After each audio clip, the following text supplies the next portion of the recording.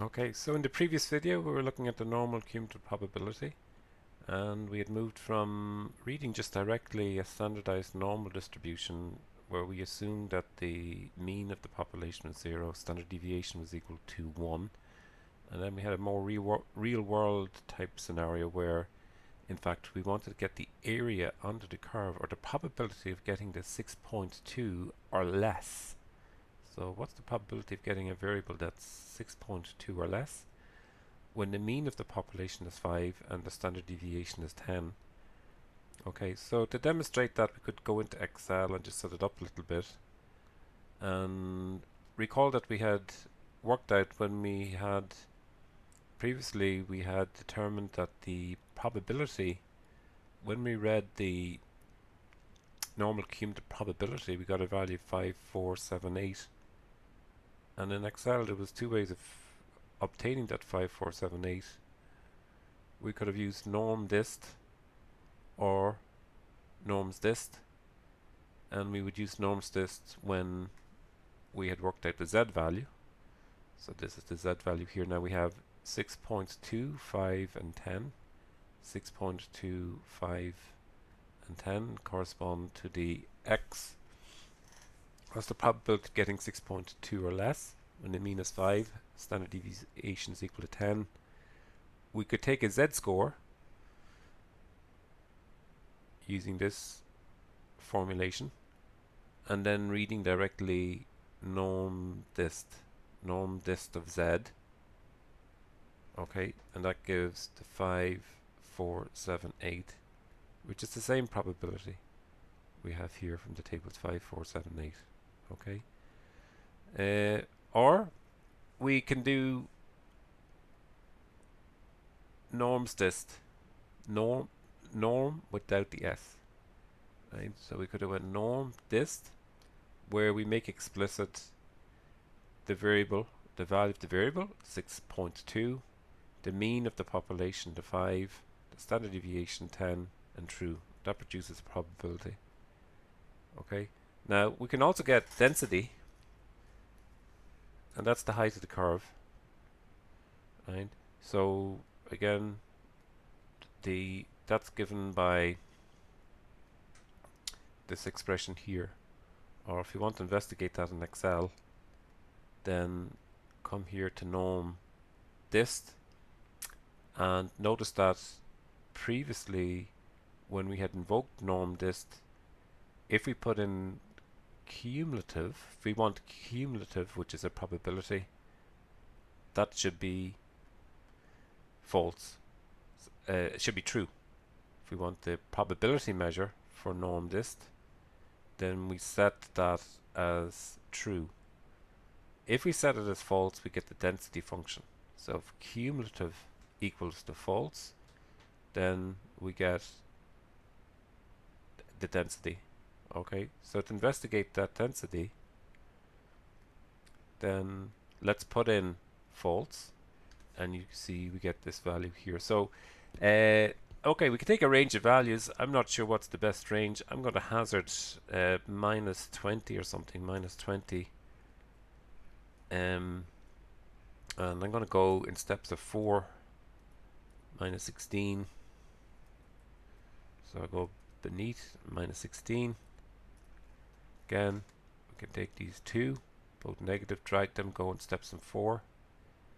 And I emerge the other side. Maybe I want to go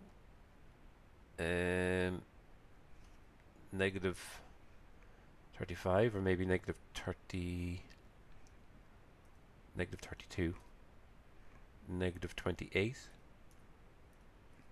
We'll just take that range and we'll drag it down. Right, and then we will put equal to, and I'm going to go with the density function. Okay, and just to make the point that this is, we can get the outline of the shape here of the bell-shaped symmetric curve. We go to data, Whatif analysis, data table, and I come back over here into the, because it's a column of data, I designate that it's a column input cell, And what in the original parameter inputs am I changing in each instance? It's the 6.2. So we're asking the question, the probability of getting, or the height of the curve for these different range of values. So substituting in for 6.2, I'm going to put these in. What value appears here for the density?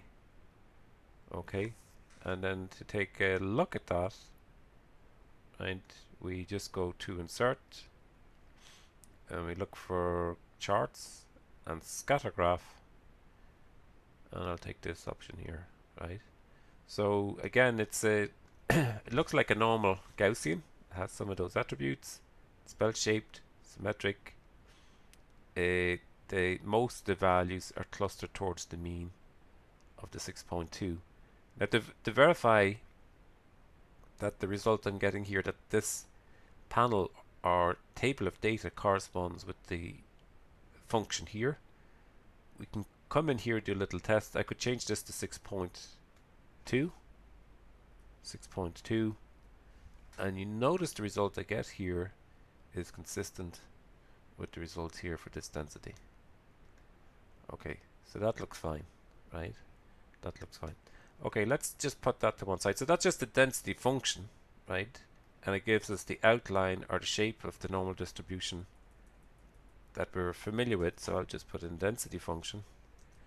But it's also important that I get the area under the curve. Most of the questions that we will tend to pose relate to what's the probability of getting 10 or less, or 6.2 or less, or 30 or less, or a negative value going less. That's how very often we frame these type of questions. In that case, we're going for a normal cumulative probability, and we're going to be depending on this function here. Okay, so I could take the same range of values again, copy, and I'll paste in this set of cells here, and then in the column adjacent I set this cell equal to the density function, keeping in mind that in this case it's norms this true and it's giving the cumulative probability, right? Okay, so we're re-estimating, if you like. Instead of having 6.2 and working out the area under the curve just for the 6.2, we're going to iterate that. We're going to replace in the 6.2 here. We're going to replace that 6.2 with negative 32, negative 28, negative 24, all the way up to 44. So we're going steps of 4. Okay, now data tab, Whatif analysis, data table, and make sure we're picking a column because our data is arranged as a column. What in the original parameter inputs relates to the x? It's the 6.2, so we've got to identify that. We hit OK, our table fills in. Okay, now you'll notice that the value in terms of the probability here is consistent with what I have here. And again, that's saying what's the probability of getting 6.2 or less, given the mean of 5, standard deviation of 10. The value is 0.5478, right? Consistent with our graphs we had, previously. This 0.5478, right? That result that we have here is consistent with the result that we have here. We can just round to make sure we're happy with that. So maybe I'll highlight the coloring differently here, probability, and we'll set it as being, I don't know, green, light green, some kind perhaps. Okay. Now, when we graph that, that might be more revealing. Let's just graph that just to eyeball what's going on. Again, go to insert, go to scatter graph, and we have a look at that. And you can see here that the cumulative probabilities, so that we don't have a bell-shaped curve here, but to understand what's going on, maybe we can set these two graphs side by side. And the total area under the curve, we could say, we know from statistical analysis is 1 or 100%. when we cut off, if we put in here, so I'll insert and we'll get a shape.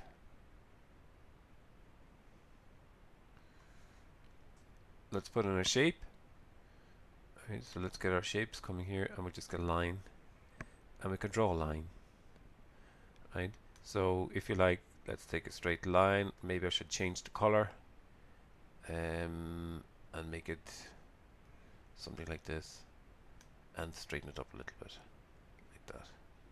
Okay, so if we move that across to 6.2, maybe 6.2 is about there, the area under the curve going back is equivalent to that 5478, something that we saw from the tables as well. Okay, so from 6.2, what's the area under the curve, this side here? It's equal to, if the mean is 5 and we're looking at 6.2, then the area under the curve going back is that 5478, same as the tables. Again, here, how do we read that? We could bring it over here to go to 6.2. Okay, again, that's about 5. We go to 6.2, we're about here.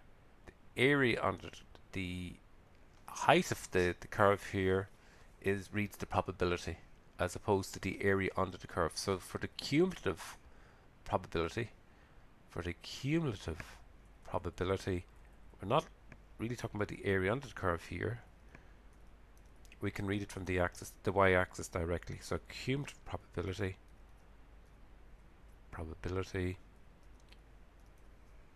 we can read that directly from here, and we're getting that value of the 5. So if we can rest the 5, 4, 7, 8. So that's about the height here, 5, 4, 7, 8.